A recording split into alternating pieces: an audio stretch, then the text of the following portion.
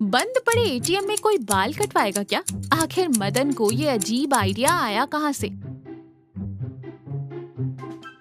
चमन हंसते हुए कहता है, क्या हाल है मदन? आज भी दुकान लगाने के लिए जगह नहीं मिली। ऐसे पेड़ के नीचे और कितने दिन बाल काटोगे? मदन उदास होकर कहता है, क्या बताऊं चमन भाई, गांव में दुकान का किराया कितना है ये तो तुम्हें पता ही है। उस पर कल सरपंच जी ने कह दिया कि पंचायत ऑफिस के पास बैठकर बाल काटना ठीक नहीं है। अब मुझे तो समझ ही नहीं आ रहा कि दुकान कहाँ लगाऊं। चमन मुस्कुराते हुए कहता है, अरे यार, तुम्हारे हाथों में वो जादू है कि तुम जहाँ दुकान लगाओगे वहाँ लोगों की लाइन लग जाएगी।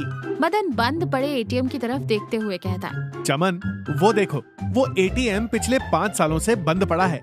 बैंक वालों ने भी उसे भगवान भरोसे छोड़ दिया है। हाँ तो? मदन आंखों में चमक के साथ कहता है, तो क्या, अगर मैं उस एटीएम कैबिन को ही अपनी दुकान बना लूं तो?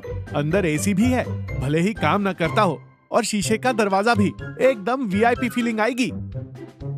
चमन हैरानी से कहता है, पागल हो गया है क्या? वो बैंक की प्रॉपर्टी है। मदन हंसते हुए कहता है, अरे कौन से बैंक की? जो बैंक दिवालिया हो गया उसकी।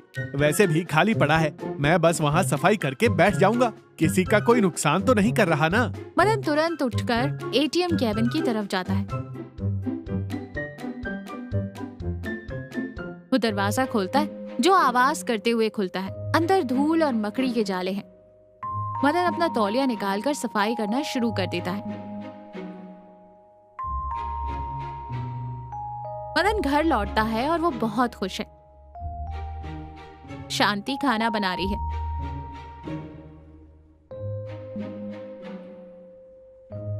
मदन खुशी से कहता है, शांति, ओ शांति, आज तो कमाल हो गया। शांति झुंझलाते हुए कहती है, क्या कमाल हो गया? आज कितने लोगों के बाल काटे? बाल तो 2 ही लोगों के काटे, लेकिन मुझे दुकान मिल गई, वो भी वीआईपी एटीएम हेयर सैलून। शांति हैरानी से कहती है, एटीएम मतलब क्या? अब तुम क्या मशीन के बाल काटोगे? अरे नहीं पगली, चौराहे के पास जो बंद एटीएम है ना, आज मैंने उसकी सफाई कर दी। कल से मेरा सैलून वहीं होगा। शीशे का कैबिन है, बाहर से लोग देखेंगे तो कोई बड़ा पार्लर समझेंगे। शांति चिंता से कहती है, मदन ये ठीक नहीं है। कल को कोई बैंक वाले या पुलिस आ गई तो? तुम हमेशा उल्टा सीधा ही क्यों सोचते हो? मदन शांति का हाथ पकड़कर कहता है, अरे तुम टेंशन मत लो, 5 साल से कोई नहीं आया, अब कौन आएगा? अगर आ भी गए तो कह दूंगा कि बस सफाई कर रहा हूँ। तुम देखना, अब हमारे दिन बदलेंगे। मदन ने एटीएम कैबिन को सजा दिया है। बीच में एक पुरानी कुर्सी डाल दी है। एटीएम मशीन को कपड़ों से ढककर उस पर कंघी, कैंची और पाउडर रख दिया है। बाहर एक बोर्ड लगा दिया है, मदन एटीएम एनी टाइम मस्त हेयर कट सलून। सेठ गेंदालाल चौराहे से गुजरते हुए बोर्ड को देखकर रुक जाते हैं और हैरानी से कहते हैं, अरे ये एटीएम कब चालू हुआ और ये कैसा नाम है? सेठ जी अंदर झांकते हैं। मदन उन्हें देखकर तुरंत बाहर आता है और हाथ जोड़कर कहता है, आइए सेठ जी आइए, एनी टाइम मस्त सैलून में आपका स्वागत है। सेठ जी हैरानी से कहते हैं, मदन तुम यहाँ एटीएम में क्या कर रहे हो? मशीन रिपेयर कर रहे हो क्या? मदन हंसते हुए कहता है, अरे नहीं सेठ जी, मशीन तो खराब हो गई है, लेकिन अब ये जगह इंसानों को रिपेयर करने के काम आएगी। आइए, आज ओपनिंग है ना, आपको स्पेशल वीआईपी कटिंग देता हूँ। सेठ जी कंजूसी दिखाते हुए कहते हैं, पैसे कितने लोगे? इस शीशे के कमरे का किराया भी जोड़ोगे क्या? अरे सेठ जी, आपसे पैसे कैसे ले सकता हूँ? आप तो हमारे गांव के वीआईपी हैं। आज फ्री कटिंग। फ्री सुनते ही सेठ गेंदालाल खुश होकर कुर्सी पर बैठ जाता है। मदन उसके बाल काटना शुरू कर देता है।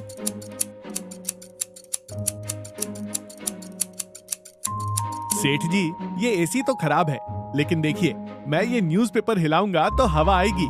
मदन एक हाथ से कैंची चलाता है और दूसरे हाथ से पेपर से हवा झलाता है। सेठ जी हंसते हुए कहते हैं, मदन तुम सच में बहुत अलग हो, लेकिन जगह अच्छी चुनी है। कम से कम धूल मिट्टी से तो बचे रहेंगे। उसी समय चमन बाहर से आकर शीशे में से झांकता है। चमन जोर से चिल्लाता है, ओ मदन, मेरे पैसे निकले क्या मशीन में से? मदन और सेठ जी दोनों जोर से हंसते हैं। सलून मशहूर हो गया है। एटीएम बार्बर के पास बाल कटवाने के लिए लोग आने लगे हैं। सिर्फ उसके मजाकिया स्वभाव और नई जगह के कारण। चमन और मदन बैठकर बातें कर रहे हैं। यार मदन, तुम्हारी दुकान तो सच में एनी टाइम मस्त चल रही है। कल ही मैंने देखा था, लोगों की लाइन लगी थी। मदन गर्व से कहता है। हाँ भाई, अब लोग पैसे निकालने नहीं, अपना लुक बदलने यहाँ आ रहे हैं। वहाँ शांति भी आ जाती है। उसके हाथ में एक टिफिन है। वो मुस्कुराते हुए कहती है, लो खाना खा लो। सच कहूँ मदन, मुझे नहीं लगा था कि तुम्हारा ये ATM आइडिया काम करेगा, लेकिन तुमने तो सच में जादू कर दिया। मदन प्यार से कहता है। मैंने कहा था ना शांति, अगर हिम्मत और थोड़ा दिमाग हो तो कहीं भी रास्ता मिल जाता है। अचानक सूट बूट पहने एक अनजान व्यक्ति कैबिन में आता है। वो हैरानी से चारों तरफ देखता है। अजनबी गंभीरता से कहता है, ये क्या बकवास है? ये बैंक की प्रॉपर्टी है, तुम लोग यहाँ क्या कर रहे हो? मदन, चमन और शांति घबरा जाते हैं। मदन डरते हुए कहता है, सर वो ये जगह इतने सालों से खाली पड़ी थी, तो मैंने सोचा कि। अजनबी जोर से कहता है, सोचा? ये कोई धर्मशाला है क्या? मैं शहर से आया हूँ इस ATM को फिर से चालू करने का सर्वे करने, और तुमने इसे बार्बर शॉप बना दिया। तुरंत इसे खाली करो। मदन का चेहरा उतर जाता है। शांति की आंखों में आंसू आ जाते हैं। शांति हाथ जोड़कर कहती है, सर हम गरीब लोग हैं, बस 2 पैसे कमाने के लिए यहाँ बैठे हैं, हमने कोई नुकसान नहीं किया। हाँ सर, मदन बहुत अच्छा इंसान है, इसने इस जगह को एकदम साफ करके रखा है। अजनबी गुस्से में कहता है, मुझे ये सब नहीं सुनना, कल सुबह तक ये जगह खाली हो जानी चाहिए। अजनबी बाहर चला जाता है। मदन अपनी कुर्सी पर बेजान सा बैठ जाता है। मदन उदास होकर अपना सामान समेट रहा है। शांति उसकी मदद कर रही है। चमन भी वहीं खड़ा है। गांव के कुछ और भी लोग, जिनमें सेठ गेंधालाल भी हैं, वहाँ जमा हो गए हैं। सेठ जी उदास होकर कहते हैं, मदन भाई, हमें तुम्हारी आदत हो गई थी, अब वो फील कहाँ मिलेगी जो तुम्हारे शीशे के एनी टाइम मस्त में थी। मदन निराशा से कहता है, क्या कर सकता हूँ सेठ जी, मेरी तो किस्मत ही खराब है, फिर से उसी पेड़ के नीचे बैठना पड़ेगा। तभी एक कार आकर वहाँ रुकती है। वही अजनबी यानी वो बैंक ऑफिसर बाहर निकलता है। मदन घबरा जाता है। सारा सामान समेट लिया? हाँ सर, जा रहा हूँ। अजनबी मुस्कुराते हुए कहता है, रुको, मैंने कल बैंक मैनेजर से बात की। जब उन्होंने सुना कि तुमने इस कचरे खाने को इतना साफ रखा है और गांव के लोग तुम्हारी दुकान को पसंद कर रहे हैं, तो उन्होंने एक प्रस्ताव दिया। मदन हैरानी से कहता है, कैसा प्रस्ताव सर?